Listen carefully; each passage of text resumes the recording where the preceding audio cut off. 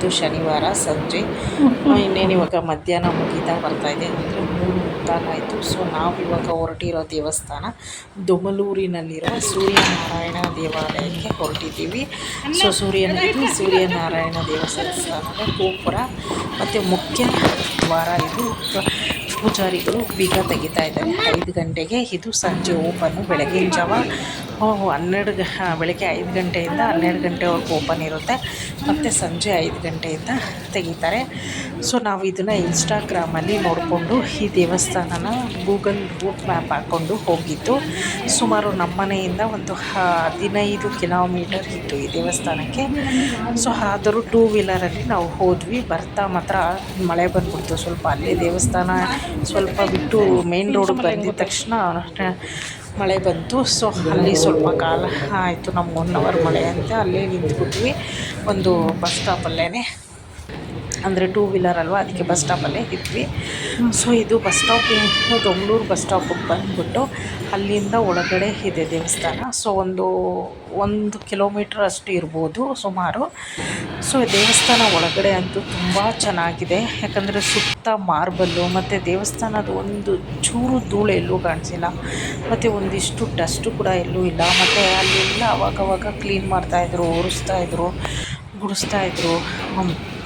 ತುಂಬ ಸ್ವಚ್ಛವಾಗಿದೆ. ನಮ್ಮ ಬೆಂಗಳೂರಿನಲ್ಲಿರುವ ದೇವಾಲಯ ಇದು. ದೊಮ್ಮಲೂರಿನಲ್ಲಿ ಸೂರ್ಯನಾರಾಯಣ ದೇವಾಲಯ ಅಂದರೂ ಫೋಟೋ ವೀಡಿಯೋ ಎಲ್ಲ ಹಿಡಿಯೋ ಹಾಗಿಲ್ಲ ಅಂತ ಹೇಳ್ತಾಯಿದ್ರು.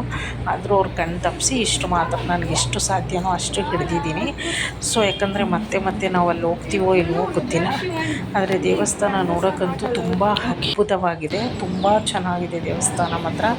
ತುಂಬ ಗ್ರಾನೈಟಿಂದ ಮಾಡಿರೋ ದೇವಸ್ಥಾನಗಳು ಇದು. ತುಂಬ ಮೇಂಟೆನೆನ್ಸು ಈಸಿ, ಮತ್ತು ತುಂಬ ಚೆನ್ನಾಗೂ ಮೇಂಟೈನ್ ಮಾಡಿದ್ದಾರೆ. ದೇವಸ್ಥಾನ ಅಂತೂ ಅದ್ಭುತವಾಗಿದೆ. ನಮ್ಮ ಬೆಂಗಳೂರಿನಲ್ಲಿರುವ ದೇವಸ್ಥಾನ ಹಿಂದೂ ಟೆಂಪಲ್ ಇದು.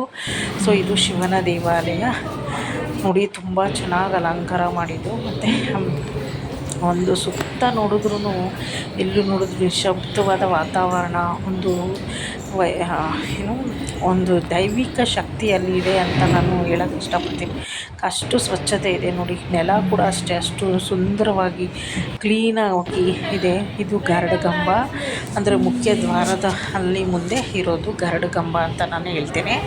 ಸೊ ಇದು ಮುಖ್ಯ ದ್ವಾರದ ಗೋಪುರ. ಇದು ಎಷ್ಟು ಚೆನ್ನಾಗಿದೆ. ಎಲ್ಲ ದೇವತೆಗಳು ಕೂಡ ಸುತ್ತ ಇದ್ದಾರೆ, ಎಷ್ಟು ಚೆನ್ನಾಗಿ ಇದೆ. ಎಲ್ಲ ದೇವರುಗಳನ್ನು ನಾವಲ್ಲಿ ಗೋಪುರಗಳಲ್ಲಿ ಸುತ್ತ ನೋಡ್ಬೋದು. ಮತ್ತು ದಶಾವತಾರ ಸೂರ್ಯನಾರಾಯಣ ಕೂಡ ಎಲ್ಲ ಅವತಾರಗಳಲ್ಲೂ ಅವತಾರ ತಾಳಿರುವಂಥದ್ದು ಕೂಡ ಅಲ್ಲಿ ನೋಡ್ಬೋದು. ತುಂಬ ಚೆನ್ನಾಗಿದೆ ದೇವಸ್ಥಾನ ಮಾತ್ರ. ನನಗಂತೂ ಭಾನುವಾರ ಹೋದ್ರೆ ತುಂಬ ಒಳ್ಳೆಯದು ಅಂತ ಹೇಳಿದರು. ಸೊ ನಾನು ಇನ್ಸ್ಟಾಗ್ರಾಮಲ್ಲೇ ನೋಡಿದ್ದು, ಆದರೆ ಭಾನುವಾರ ನಾವು ನಾನ್ ವೆಜ್ ತಿಂತಿರ್ತೀವಲ್ವ, ಸೊ ಅದಕ್ಕೋಸ್ಕರ ನಾನು ಭಾನುವಾರ ಹೋಗಿಲ್ಲ. ಆಮೇಲೆ ಸೋಮವಾರ ಕೆಲ್ಸಕ್ಕೆ ಹೋಗಬೇಕು ಮೂರ್ತಿಯವ್ರಿಗೆ, ಆಮೇಲೆ ಹೋಗಿ ಬರೋಕ್ಕಾಗಲ್ಲ. ಅದಕ್ಕೆ ಶನಿವಾರ ಹೋಗ್ಬಿಟ್ಟು ಬಂದುಬಿಟ್ರೆ ಆರಾಮಾಗಿ ನಾಳೆ ಅವರು ಬೇರೆ ಕೆಲಸ ಮಾಡ್ಕೊಬೋದು ಅಂತ ನಾನು ವೀಕೆಂಡು ಶನಿವಾರ ಸಂಜೆ ನಾವು ಹೊರಟಿದ್ದು. ತುಂಬ ಚೆನ್ನಾಗಿತ್ತು. ಆಮೇಲೆ ದೇವಸ್ಥಾನ ಒಳಗಡೆ ಹೋಗ್ತಾ ನಮಗೆ ಸೂರ್ಯನ ಬೆಳಕಿತ್ತು. ಸೊ ಇನ್ನೂ ಬೆಳಕಿತ್ತಲ್ವ. ಆಮೇಲೆ ಇನ್ನೇನು ದೇವಸ್ಥಾನದಿಂದ ಆಚೆ ಎಲ್ಲ ನಾವು ನಿಧಾನಕ್ಕೆ ನೋಡ್ಕೊಂಡು ಬಂದ್ವಿ, ಏನು ಅರ್ಜೆಂಟ್ ಇಲ್ಲ. ಇಷ್ಟು ನೋಡ್ತಾ ಇದ್ದಂಗೆ ಎಷ್ಟು ಚೆನ್ನಾಗಿದೆ ಅಂದರೆ ದೇವಸ್ಥಾನ ಮಾತ್ರ. ನಮ್ಮ ಬೆಂಗಳೂರಿನಲ್ಲಿರುವ ಸೂರ್ಯನಾರಾಯಣ ದೇವಾಲಯ ಇದು ತುಂಬ ಚೆನ್ನಾಗಿದೆ. ಗ್ರಾನೈಟಿಂದ ಮಾರ್ಬಲಿಂದ ಮಾಡಿರೋದು ತುಂಬ ಚೆನ್ನಾಗಿತ್ತು.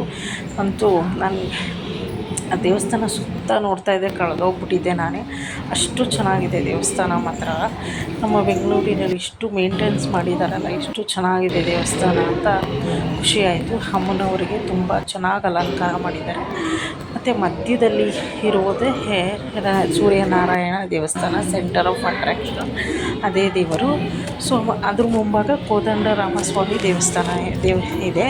ಅಲ್ಲಿ ಹೋಮ ಎಲ್ಲ ಮಾಡ್ತಾರೆ. ಆಮೇಲೆ ಚಿಕ್ಕದಾಗಿ ಗಣೇಶನ ದೇವಸ್ಥಾನ ಕೂಡ ಅಲ್ಲಿ ಇದೆ. ಆಮೇಲೆ ಸುತ್ತ ಒಂದು ನವಗ್ರಹ ದೇವಾಲಯ ಕೂಡ ಅಲ್ಲಿ ಇದೆ. ಹೀಗೆ ದೇವಸ್ಥಾನ ಚಿಕ್ಕದು ಅಲ್ಲ, ತುಂಬ ವಿಶಾಲವಾಗೂ ಇದೆ. ಎಷ್ಟು ಈಚೆಯಿಂದ ನೋಡೋಕ್ಕೆ ಚಿಕ್ಕ ದೇವಸ್ಥಾನ ಅಂದ್ಕೊಂಬಿಟ್ಟೆ ನಾನು.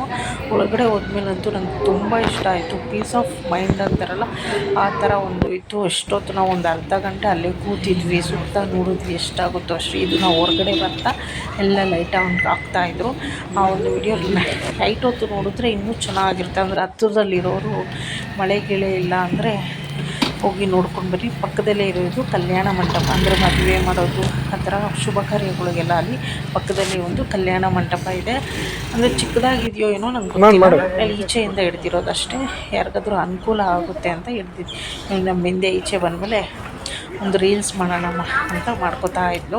ಸೊ ಒಳಗಡೆ ಮಾಡೋಕ್ಕೆ ಅವಕಾಶ ಇಲ್ಲ. ಸೊ ಇದು ನಾವು ಈಚೆ ಅವಳು ಮಾಡ್ತಾಯಿದ್ರು. ಸೊ ಓಕೆ ಅಂತ ಅವಳಿಗೆ ನಾವು ಹೇಳಿದ್ವಿ. ತುಂಬ ಚೆನ್ನಾಗಿದೆ ಮತ್ತು ದೇವಸ್ಥಾನ ಅಂತೂ ನಂಗೆ ತುಂಬ ಇಷ್ಟ ಆಯಿತು. ಸೊ ನಾವು ಅಷ್ಟು ದೂರ ಹೋಗಿದ್ದಕ್ಕೂ ಅಲ್ಲಿ ಹೋದ್ಮೇಲೆ ಅಷ್ಟು ಸುಸ್ತು, ಆ ಒಂದು ಟಯರ್ಡ್ನೆಸ್ ಇರಲಿಲ್ಲ. ತುಂಬ ಜನ ಅಂತೂ ಬರಲೂ ಇಲ್ಲ ಅಂತ ಏನೂ ಇಲ್ಲ, ಜನ ಬರ್ತಾನೇ ಇದ್ರು. ಯಾಕಂದರೆ ಅವಾಗ ತಾನೇ ಓಪನ್ ಆಗಿದ್ದಲ್ವ. ಸೊ ಸುಮಾರು ಸುತ್ತಮುತ್ತ ಇರೋ ಜನ, ಮತ್ತು ಎಷ್ಟೋ ಜನಕ್ಕೂ ಇನ್ಸ್ಟಾಗ್ರಾಮಲ್ಲೇ ತುಂಬ ಜನ ನೋಡ್ಕೊಂಡು ಬರ್ತಾಯಿದ್ರು ಅಲ್ಲಿ. ಆಮೇಲೆ ಅಲ್ಲಿ ಡೈರೆಕ್ಷನ್ ಕೂಡ ಹಾಕಿದ್ದಾರೆ, ಸೂರ್ಯನಾರಾಯಣ ದೇವಾಲಯಕ್ಕೆ ದಾರಿ ಅಂತ. ಯಾಕಂದರೆ ಸುತ್ತ ಅಪಾರ್ಟ್ಮೆಂಟ್ಗಳು, ಮನೆಗಳು ಇದೆಯಲ್ಲ, 2 ರೋಡ್ ಇದೆ ಮಧ್ಯ. ಸೊ ಹೋಗೋದು ಹೆಂಗೆ ಅಂತ ಅವ್ರಿಗೆ ಕನ್ಫ್ಯೂಸ್ ಆಗುತ್ತೆ ಜನಕ್ಕೆ. ಅದರಿಂದ ಅವರು ಗೂಗಲ್ ಮ್ಯಾಪ್ ಹಾಕ್ಕೊಂಡು ಬಂದರೆ ಒಳ್ಳೆಯದು ಅಂತ ನನ್ನ ಒಂದು ಅನಿಸಿಕೆ. ನಾನು ನೋಡಿ ದೇವರು, ಎಲ್ಲ ದೇವರುಗಳು ಒಂದು ಅವತಾರಗಳನ್ನ ನೋಡ್ಕೊಂಡು ಅಲ್ಲೇ ಕಳೆದೋಗ್ಬಿಟ್ಟಿದೆ. ನಿಧಾನಕ್ಕೆ ನೋಡ್ಕೊಂಡು ಬರ್ತಿದ್ವಿ. ತುಂಬ ಚೆನ್ನಾಗಿದೆ. ದಯವಿಟ್ಟು ಈ ವಿಡಿಯೋ ನೋಡಿ ಇಷ್ಟಪಡಿ, ಲೈಕ್ ಮಾಡಿ, ಶೇರ್ ಮಾಡಿ, ಪಕ್ಕದಲ್ಲಿರೋ ಬೆಲ್ ಐಕನ್ ಕ್ಲಿಕ್ ಮಾಡಿ, ವಿಂಧ್ಯ ಯೂಟ್ಯೂಬ್ ಚಾನಲ್ನ ಸಬ್ಸ್ಕ್ರೈಬ್ ಮಾಡಿ.